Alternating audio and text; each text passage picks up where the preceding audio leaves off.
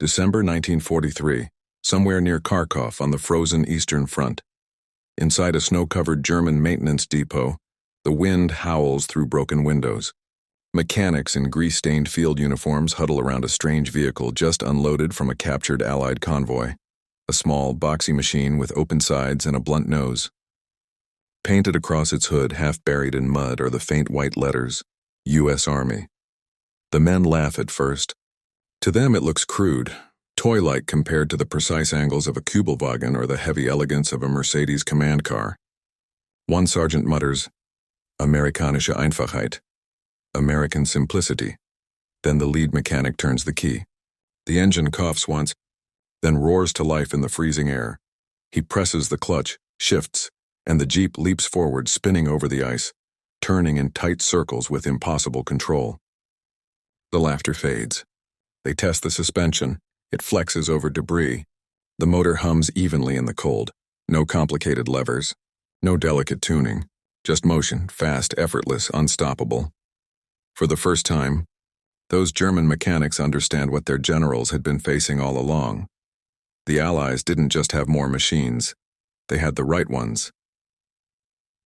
By the early years of World War II, the world's armies were learning a brutal new truth. Victory no longer depended only on courage, firepower, or discipline. It depended on mobility.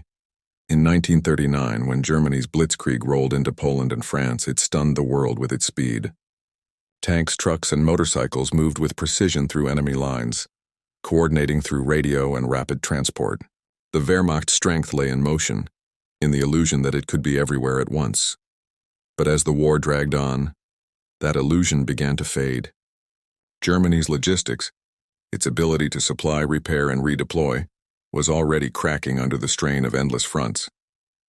Behind the fast-moving panzer columns, the majority of the army still relied on horses and foot transport. In 1941, during the invasion of the Soviet Union, over 600,000 horses were used by the Wehrmacht for supply and towing.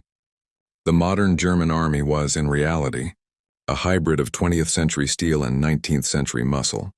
Meanwhile, across the Atlantic, a very different kind of mobility revolution was taking shape. When the United States entered the war in 1941, its military needed a universal vehicle, something that could move officers, tow weapons, cross mud and sand, and even serve as a mobile command post. The demand was simple but uncompromising. A small 4x4 light truck, less than 300 pounds, capable of carrying men and gear anywhere a soldier could walk. The challenge went out to American automakers, Willys Overland, Ford, and Bantam, and within months they delivered prototypes that would change warfare forever. The Willys MB, soon standardized as the Jeep, was born. With its 60-horsepower engine, rugged suspension, and four-wheel drive, it could climb 45-degree slopes, wade through streams, and endure abuse that would cripple most vehicles. It wasn't glamorous, but it was dependable. And in war, dependability is everything. By 1942, the U.S. was producing one Jeep every 2 minutes. By war's end, over 640,000 would roll off assembly lines, a mechanical flood that spanned every theater, from North Africa to the jungles of Burma. But what truly made the Jeep revolutionary wasn't just its engineering, it was its philosophy. The Jeep represented a kind of democratic design. It wasn't made for parades or prestige. It was made for soldiers, to be driven by anyone, fixed by anyone, used for anything. Its parts were interchangeable, its mechanics straightforward. A farmer from Kansas could repair it with a wrench. This was the genius of Allied logistics. The idea that simplicity itself was power. Where Germany built machines that required engineers, America built machines that required users. The Jeep was designed not to impress but to endure. It could carry generals to the front, stretchers from the battlefield, radio sets across deserts, and even mount machine guns. It could be dropped by parachute, loaded into a glider, or lashed to a tank deck. It became, as one British officer said, the mechanical mule of democracy. Across the Atlantic, German officers began receiving reports about these vehicles from occupied territories and the African front. At first, they dismissed them as utility toys, cheap imitations of proper military craft. But as the war progressed, something became clear. The Allies were moving faster than anyone thought possible. Entire divisions seemed to relocate overnight. Supply lines stretched and flexed without breaking. Commanders arrived at forward positions before German intelligence even realized they'd moved. The key wasn't only better maps or faster aircraft. It was the endless swarm of jeeps carrying messages, supplies, and leadership directly to the front lines. For an army built on precision engineering and central control, this kind of decentralized mobile warfare was baffling and terrifying. In time, German mechanics would get their hands on captured jeeps, and only then would they understand the full scope of what they were up against. To understand why the jeep shocked the German war machine, one must first understand how the Germans themselves viewed mechanization. When the Wehrmacht rose under Hitler's command in the 1930s, it was built on engineering excellence and precision craftsmanship. Every tank, truck, and half-track reflected German industrial philosophy, over-designed, intricate, and tailored for maximum performance. Vehicles like the Kübelwagen, built by Volkswagen, were technically impressive, air-cooled, lightweight, and efficient on good roads. But they were also fragile, difficult to repair in the field, and entirely dependent on spare parts and maintenance crews that were often hundreds of miles away. It was the same story across the German arsenal. The Panzer IV, the Tiger, and even small motorcycles like the Zündapp KS 750 were all technological marvels. But they shared a fatal flaw. They were machines of precision, not resilience. In the mud, snow, and chaos of total war, precision became a liability. By contrast, the American Jeep represented a concept the Germans never fully embraced: function over perfection. While the Kübelwagen was designed for good terrain and predictable weather, the Jeep was designed for chaos. It could start in sub-zero cold, cross soft ground, and keep running after being riddled with shrapnel. It didn't rely on rare alloys or delicate parts. Every bolt, wire, and screw was made to be replaceable by hand in minutes. In a German workshop, this simplicity seemed crude. But on the battlefield, it was genius. Reports from the Afrika Korps in 1942 described Allied vehicles of unusual endurance and extreme adaptability. Field commanders noted that even after mines, shrapnel, and sandstorms, jeeps continued operating with minimal repair. A single jeep could deliver food, tow artillery, and evacuate the wounded, all in the same day. The Germans tried to match it. They tested light cars, motorcycles, and even modified half-tracks for command use, but none offered the balance of speed, flexibility, and ease of repair that the Jeep provided. The Kübelwagen performed well on flat desert terrain, but in mud or snow, like the Eastern Front, it struggled. As the war expanded eastward, these differences became devastating.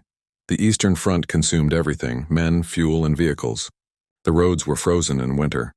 Rivers turned to slush in spring, and supply convoys bogged down in endless mud. German trucks broke axles. Engines froze solid. Tires cracked in the cold. Meanwhile, reports filtered in of captured American jeeps, some taken from British or Soviet units supplied under Lend-Lease, still functioning in conditions where German vehicles simply died. One German officer wrote in his field log, "We cannot understand how such crude machines continue to run. They have no delicacy, no refinement, yet they survive everything." Behind that crudeness was design philosophy. The Jeep's four-wheel drive and low gearing allowed it to crawl over rocks and ditches that immobilized other vehicles. Its minimal body structure made it easy to clean, patch, and service. Its electrical system was waterproofed. Its engine was compact and straightforward. It wasn't designed to be admired. It was designed to keep moving. For the Germans, movement required infrastructure: fuel convoys, repair depots, trained mechanics. For the Allies, movement came in boxes: spare parts, tires, and engines shipped by the thousands. When a Jeep broke down, a new engine could be swapped in under an hour. This was industrial warfare in its purest form: simplicity multiplied by mass production. And when German mechanics finally disassembled a captured Jeep, they were stunned by what they saw: not complexity, but clarity. No wasted material. No decorative fittings. Every part designed for one purpose: to move men and supplies as quickly as possible, under any condition, and keep them alive. To German engineers raised on pride and precision, this was an insult to craftsmanship. but also a revelation. The Allies hadn't just built a vehicle. They had built an idea that in a world consumed by chaos, the simplest machine would always move the fastest. When German mechanics stripped the captured Jeep down to its chassis, what they found seemed almost too simple to be real. No unnecessary panels, no heavy armor, no complex electrical systems, just a tight, rugged frame designed with one obsession: mobility. The Jeep was officially the Willys MB, and later also produced by Ford as the GPW. Built under strict U.S. Army specifications, it had to meet near impossible requirements: four-wheeler, drive for any terrain, weight under 300 kilograms, room for 3 soldiers and a radio or cargo, and the ability to be mass-produced by multiple factories simultaneously, where the Germans might have designed several specialized vehicles for these roles: in a command car, a transport, a scout. The Americans wanted one single platform that could do everything. This mindset would revolutionize warfare. Under the hood, the Jeep's engine was a modest Go Devil 2.2-liter inline-4, producing just 60 horsepower. By German standards, that was laughable. Their vehicles boasted larger engines and more torque. But horsepower wasn't the point. What the Jeep had was reliability. Its low-compression engine ran smoothly on mediocre fuel, even low-grade gasoline that would have destroyed a precision-tuned German motor. The simple carburetor and mechanical fuel pump were easy to fix with basic tools. No need for a full workshop or factory parts. And because its engine compartment was compact, it could stay warm longer in the cold, crucial for starting in freezing weather. German reports from the Eastern Front described American vehicles as resilient to frost and mud, capable of rapid field maintenance. This was because every component was placed with logic, easy to reach, easy to replace. Perhaps the Jeep's most revolutionary feature was its four-wheel drive system, a rarity at the time for such a small vehicle. Most light vehicles in World War II were rear-wheel drive, limiting their use on poor roads. The Jeep's system, however, let it climb hills, cross rivers, and pull itself through swamps or rubble. Its short wheelbase gave it remarkable agility. It could turn within its own length, weave through forests, and maneuver between tanks. This flexibility made it invaluable in roles beyond transportation. Jeeps were fitted with machine guns for reconnaissance, converted into field ambulances, and even used as light artillery platforms. On airfields, they towed bombers. In North Africa, they patrolled hundreds of miles of open desert. Wherever troops went, the Jeep went first. Every inch of the Jeep was designed to survive the unexpected. Its flat fenders allowed soldiers to sit or stand on them for quick transport. The windshield folded flat to reduce glare or wind resistance. The tires were standardized and interchangeable. Even the spare mounted on the back could fit any wheel without modification. When German mechanics studied this, they were stunned by its modularity. Their own vehicles often required specific parts for each model. One broken axle could immobilize an entire convoy until replacements arrived. The Jeep, in contrast, could be stripped, patched, and back on the road within an hour. It was not built for pampering. It was built to be abused. The Germans had a term for this kind of design philosophy: kriegspraktisch, practical for war. But even their most efficient vehicles could not match the American mastery of it. What truly made the Jeep legendary was how it empowered the men who used it. A German Kübelwagen required trained drivers and mechanics to keep it running efficiently. The Jeep could be driven by anyone with minimal instruction. It was forgiving, responsive, and predictable. It made ordinary soldiers mobile, not just officers. This mobility changed the rhythm of battle. Infantry could advance faster, deliver ammunition deeper into contested zones, and evacuate wounded without waiting for trucks or horses. Commanders could scout in person, moving across terrain that no car should have survived. General George S. Patton famously called it one of the greatest pieces of equipment ever developed. Eisenhower went further, saying the Jeep, alongside the C-47 transport aircraft and the landing craft, was one of the three tools that won the war. Captured Jeeps became prized possessions among German officers. In Italy and North Africa, photos emerged of Wehrmacht units repainting Jeeps with German crosses. Some were used as command cars, others as reconnaissance vehicles. They were often driven until they broke, and then repaired with whatever parts could be scavenged. Even hardened German engineers admitted admiration. A 1944 report from the Waffenamt, the German Army Weapons Office, described the Jeep as a model of practical design. Despite its unrefined construction, it achieves what no comparable German vehicle can: universal performance in all conditions. This wasn't an exaggeration. While German engineering worshipped precision, American design worshipped purpose, and that, in the end, made all the difference. When German mechanics finally finished their inspection, what shocked them most wasn't the Jeep's parts. It was what those parts represented. Behind every nut, bolt, and tire was a philosophy the German war machine had underestimated: mobility as dominance. While Germany's military doctrine emphasized precision and control, the Americans and their allies built a war of movement and adaptability. The Jeep became the backbone of that new rhythm, a mechanical embodiment of the Allied mindset.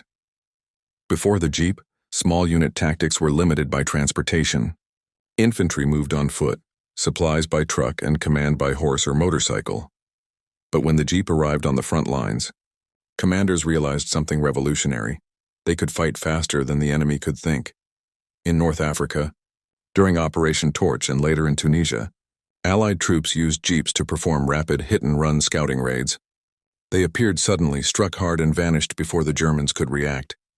This confused even experienced commanders like Erwin Rommel, who complained that the enemy seems to appear from nowhere. The desert terrain, soft sand, open plains, and rocky slopes, was supposed to favor vehicles like the German half-track. But the Jeep's lighter frame and wide tires gave it better traction and far greater speed. While German supply lines relied on predictable routes, American convoys could take shortcuts across uncharted ground. In effect, the Jeep turned the desert into an Allied highway. To sustain a global war, the Allies needed not just tanks and planes, but the ability to move everything, everywhere.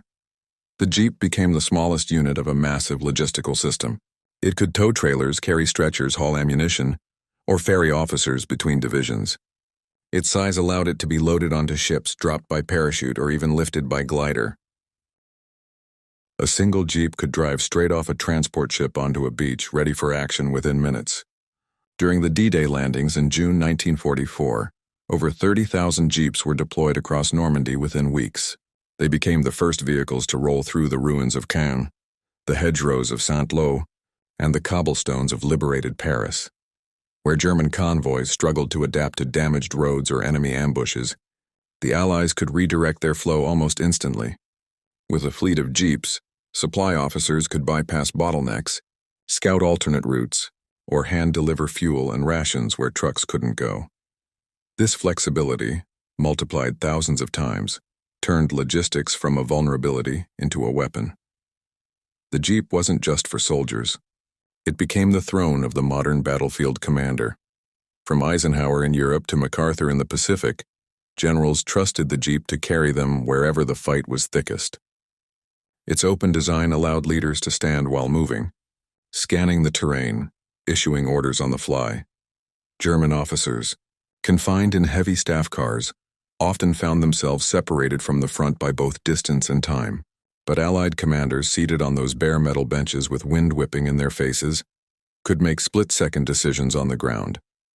The Jeep connected leadership to the men, literally and symbolically. It shrank the gap between the command post and the front line. In a war where information could decide battles, that immediacy was priceless. Soldiers trusted the Jeep the way they trusted their rifles. It wasn't just a vehicle, it was a lifeline. In the mud of Italy, it climbed impossible slopes to deliver food and ammunition. In Burma, it waded through jungle rivers. In France, it dodged shellfire to rescue the wounded.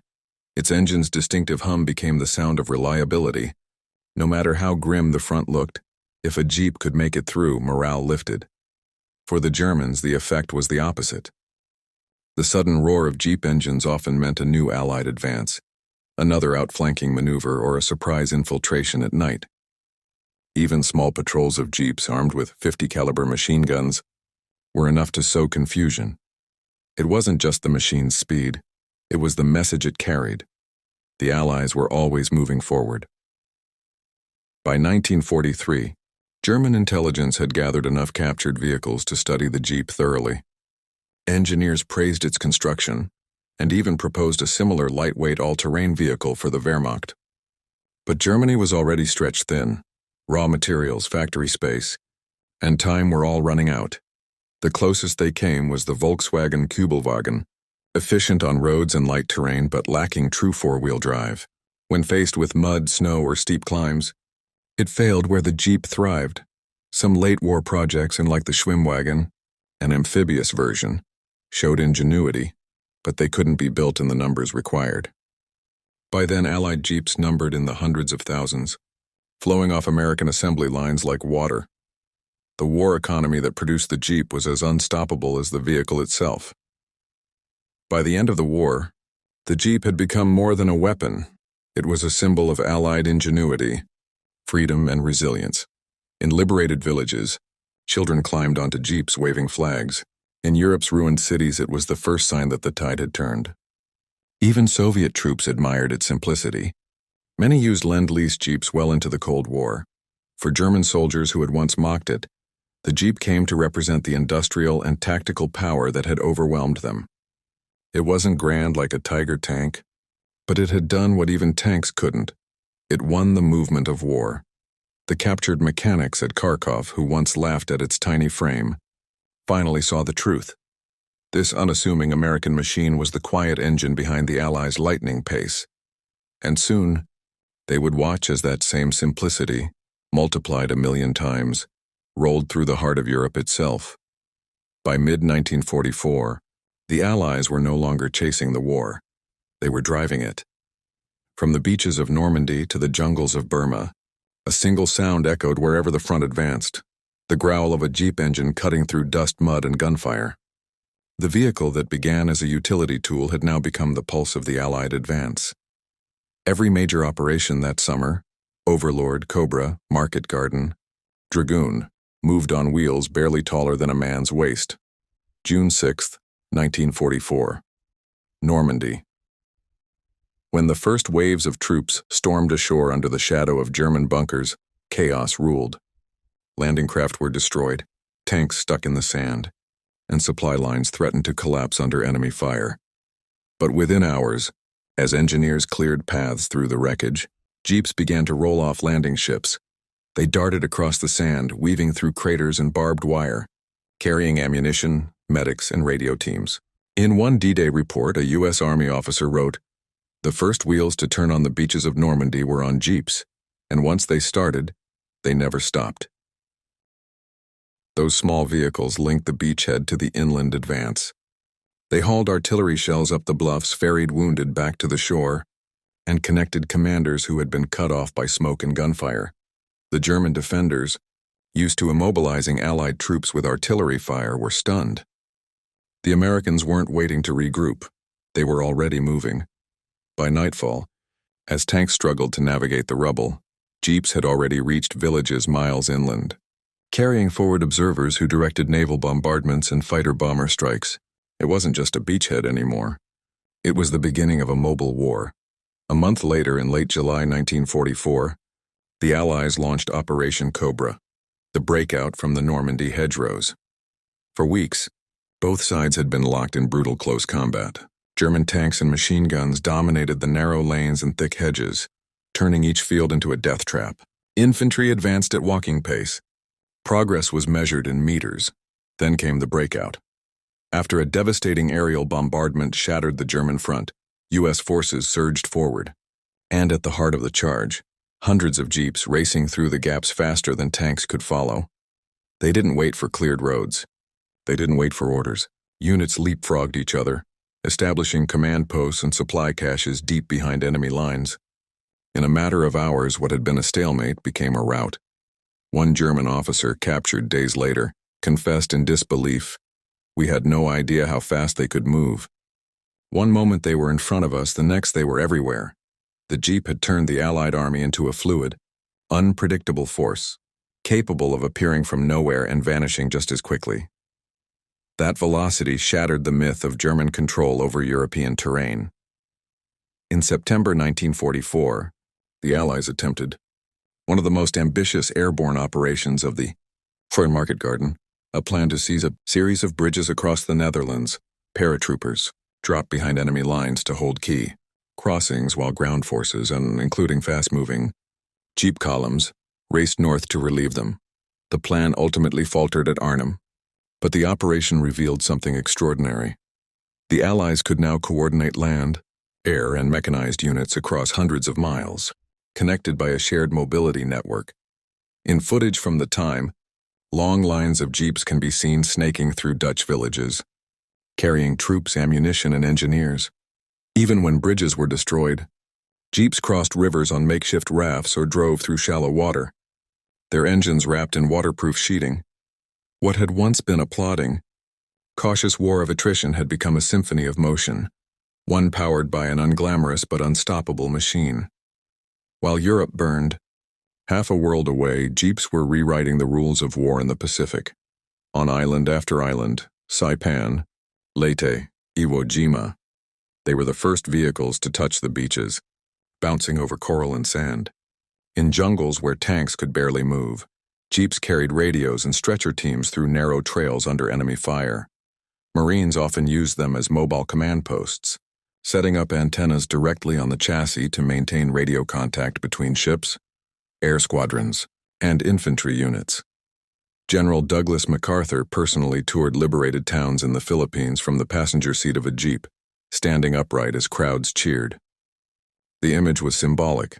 The war's old generals, once mounted on horses, now commanded empires from the back of a steel steed. Back in Europe, captured German officers began reporting an unnerving pattern. Wherever Allied forces appeared, jeeps arrived first. Reconnaissance units used them to map artillery positions. Engineers used them to repair bridges under fire. Even psychological warfare teams, loudspeakers mounted on jeeps, blared surrender messages into German strongholds. To the Wehrmacht, this wasn't just an enemy vehicle. It was a harbinger of collapse. The more jeeps they saw, the faster their defenses crumbled. By late 1944, the German High Command began to accept what their mechanics in Kharkov had discovered months before. The jeep was not just a machine. It was a doctrine of movement, a doctrine they could no longer match. By the winter of 1944, the German front was collapsing, not only from air raids or fuel shortages, but from the speed of the Allied advance. That speed had a sound, the steady, defiant hum of a jeep engine echoing through ruined cities and snow-covered roads. Everywhere the Wehrmacht looked, the same small machine appeared when on bridges and forests across river crossings. It seemed to ignore terrain, distance, and even exhaustion. Germany's meticulously engineered war machine had finally met a weapon that embodied the opposite philosophy: movement through simplicity. December 1944, the Battle of the Bulge, Hitler's final gamble in the West. As the German counteroffensive erupted across the Ardennes, Allied lines fractured. Snow choked the roads and thick fog grounded aircraft. Tanks froze, trucks stalled, and fuel convoys were ambushed in the forests. But the jeeps kept moving. U.S. mechanics wrapped their engines in blankets, drained the oil at night to keep it warm, and poured it back in before dawn. The low-compression Go Devil engine, built for endurance over power, started even in sub-zero temperatures. While tanks waited for fuel, jeeps became lifelines, ferrying ammunition, evacuating wounded, and delivering orders through enemy fire. Many were fitted with 30 and 50 caliber machine guns, turning into mobile defense points in desperate skirmishes. At Bastogne, where the 101st Airborne Division was surrounded, jeeps became the arteries of resistance. They raced through sniper fire, carrying medical supplies and dispatches. When General Patton's relief forces finally broke through, they did so guided by jeep reconnaissance teams marking paths through snowdrifts and wreckage. One German officer later wrote, "Even when the roads were gone, the Americans moved. We stopped. They did not." The Ardennes proved what the German mechanics at Kharkov had realized a year earlier. The jeep was not delicate. It was defiant. By March 1945, Allied forces stood before Germany's natural fortress, the Rhine River. The bridges were demolished, the waters wide and swift, and the German defense desperate. But when engineers built pontoon bridges, jeeps were the first to cross.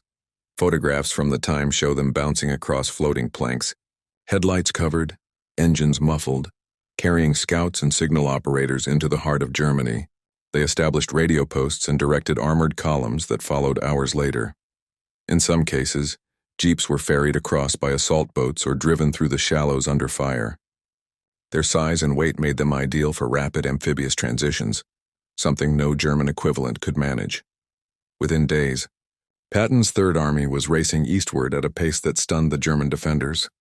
20, 30, sometimes 40 miles a day. Villages fell before the enemy even knew they were threatened. This was the new face of modern warfare, an army not defined by its tanks or planes, but by its ability to move at will. As the Allies advanced, the contrast between American and German mobility became catastrophic. German forces, crippled by fuel shortages, abandoned thousands of vehicles. Their complex machines, masterpieces of engineering, had become useless sculptures on the roadside. Meanwhile, the Allies repaired jeeps with scavenged parts, used captured gasoline, or towed them in groups to save fuel. They turned destroyed highways into new routes, crossing fields and forests the enemy never thought possible. One war correspondent described the sight. There were more jeeps than soldiers. They filled the roads like ants, carrying mail, medics, generals, ammunition, and sometimes prisoners. The war had become a blur of motion. To the German soldiers retreating across their homeland, the image was haunting. They were being overrun not just by numbers, but by momentum. The very concept of a fixed defensive line was now meaningless. By April 1945, as Soviet forces closed in from the east and the Western Allies from the west, the jeep had become a symbol of inevitability. American units rolled into cities that had once seemed unreachable: Cologne, Frankfurt, Nuremberg. In every photograph, the same pattern: tanks in the distance and a jeep leading the column. When German civilians first saw them, they realized the war was truly over. The same simple vehicle that had raced across Africa and France was now idling on their cobblestone streets. Soldiers sat on its hood, smiling, smoking, handing out chocolate to children. It was not an image of conquest. It was an image of arrival. The jeep had carried democracy into the heart of a dictatorship. In the months following Germany's surrender, Allied and German engineers jointly examined the vehicles that had shaped the war. The jeep stood out as a paradox, technically unsophisticated, yet strategically unstoppable. A 1945 report from captured German technical officers summarized their conclusion. The American jeep represents the triumph of practical engineering. Where we sought perfection, they sought purpose. The result was superiority in the field. It was a rare admission, a salute to a machine that had beaten them not through complexity, but through clarity of design. The jeep's success exposed the flaw at the heart of Nazi industrial philosophy. Germany had built machines to impress. America had built machines to win. In the dying months of the war, the jeep became the last sound of Allied movement across a broken continent, a reminder that speed, simplicity, and adaptability had conquered precision and pride. The mechanics who once mocked its rough edges could only watch as those same edges carved through the heart of Europe. And with each mile it traveled, the jeep didn't just carry soldiers, it carried the weight of a new kind of warfare. Dawn found the front lines quieter, but not gentle. Trucks groaned on torn roads. Soldiers moved like shadows among ruined hedgerows. The jeep sat everywhere between them, smeared with mud, dented, a blanket draped over its hood where a stretcher had once been. It had become the artery pumping life into an army that refused to stall. Supply columns that once backed up for miles now flowed. Fuel and ammunition reached forward units in hours instead of days. Field hospitals filled and emptied with a speed that was dizzying. Ambulances popping in and out of shell-pocked villages, a mechanic changing an engine in 15 minutes while a medic prayed. Behind the lines, depot commanders began to chart a different kind of map. It was not drawn in rigid lines of division or carefully measured kiloton values.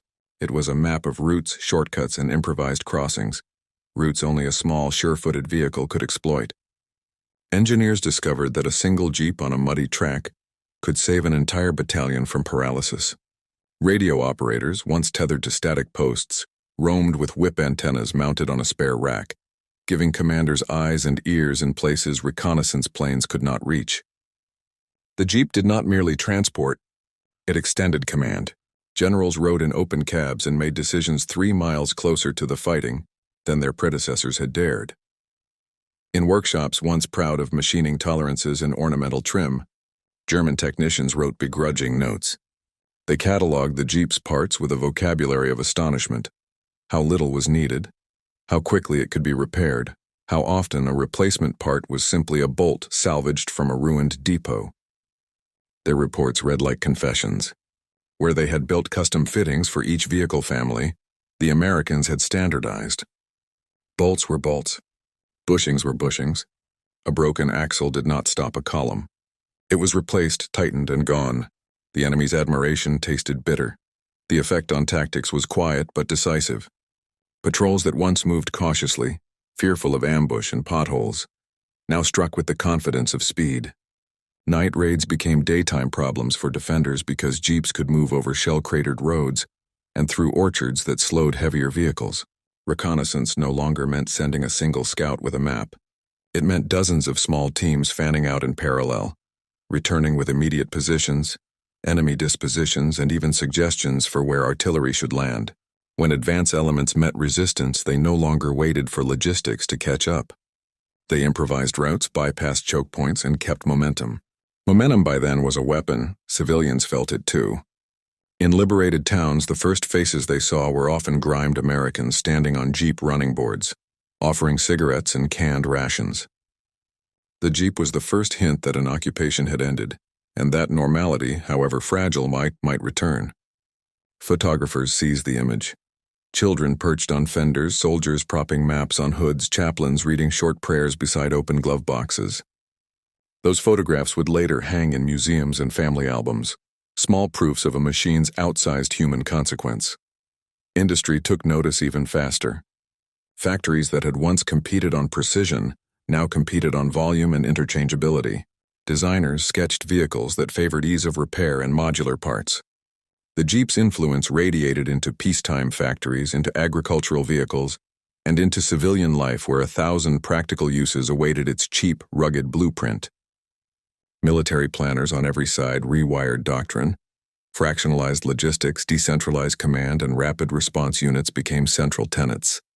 The Jeep showed that resilience could be manufactured at scale and that the ability to keep moving under stress mattered more than the sophistication of a single component.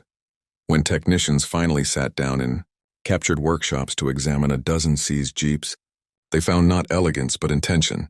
Wiring harnesses were straightforward. Connectors were generous. The fuel pump could be removed with a single wrench. There was no fetish of fine tolerances. Instead, there was an ethic of repairability. That ethic became a lesson and for many a humiliation. The Wehrmacht's pride in bespoke engineering had met a philosophy of mass utility and lost. For the soldiers who rode them, the Jeep was companion and confessor. Men told stories around cigarette stumps of Jeeps that had carried them out of ambushes, of radios mounted on spare racks that called in artillery with uncanny speed, of medical teams that reached a casualty, while the sound of retreat still echoed. They spoke of engines that coughed back to life after being submerged, of axles welded on a frozen roadside by lamplight. These were not tales of glamour. They were testimonials to survival. The practical consequences reached into strategy. Campaigns planned on maps were now planned on time. How many miles could light vehicles cover in a single day? How quickly could a command node leap to a new crossroads? How soon could supplies be rerouted when a bridge was lost? Allied planners rewrote timetables to favor movement. Accepting risks a more cautious doctrine would have rejected because speed offered leverage. The enemy who hesitated could be encircled, cut off, and rendered irrelevant. By the time the guns fell silent, the Jeep's shadow stretched long. It had altered the interplay between frontline valor and the quiet mechanics of supply. It had made commanders less gods of distance and more managers of motion. Where once an army measured strength in tons of steel and weight of numbers, now it measured a different metric: how many routes could be kept open under fire, and how fast could a force be moved from crisis to opportunity. That practical metric, forged in mud and gasoline, carried lessons that would outlast the smoke of war and shape the machines and doctrines of the decades to come. When peace returned, The Jeep did not retire. It multiplied. Its image, once bound to the dust and din of war, became a symbol of the modern world's new rhythm: fast, adaptable, and uncomplaining. The same qualities that had carried soldiers across minefields now carried farmers through muddy fields, engineers across construction sites, and travelers down unpaved roads that had never before seen a motor vehicle. Its silhouette, short hood, open cab, upright stance, became shorthand for dependability. Factories that had once built tanks now produced civilian models with smoother lines but the same indestructible heart. The Willys name, stamped on a million plates, became a relic of a wartime miracle that refused to fade. But deeper than aesthetics, the Jeep rewrote military philosophy. Armies that studied the Second World War's lessons recognized that mobility was not a luxury, it was survival. The doctrine of the Cold War era, with its emphasis on rapid deployment, forward logistics, and modular command units, carried the Jeep's DNA. Armored divisions now had lighter spearheads.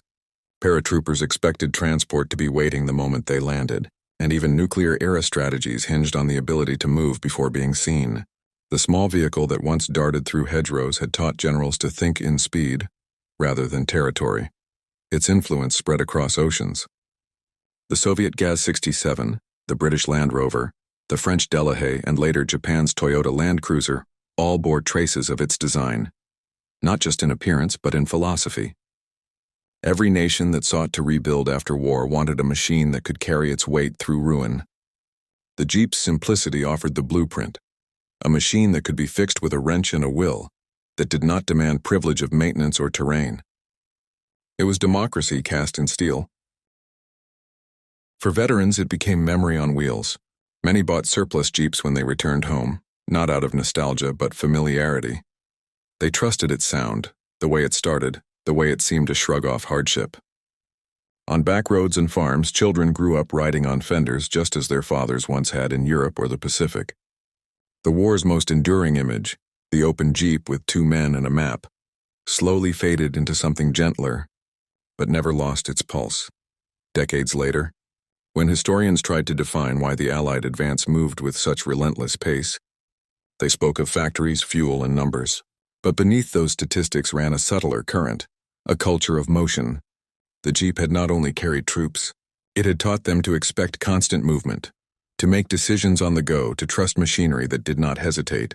It bridged the human will to act with the mechanical ability to act, and in doing so, erased the lag that had defined older wars.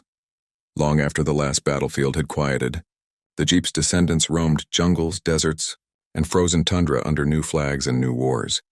It served peacekeepers, explorers, and journalists. It became both workhorse and witness, a continuation of that first simple truth that German mechanics had discovered on a winter morning in 1943, that power lay not in complexity, but in reliability.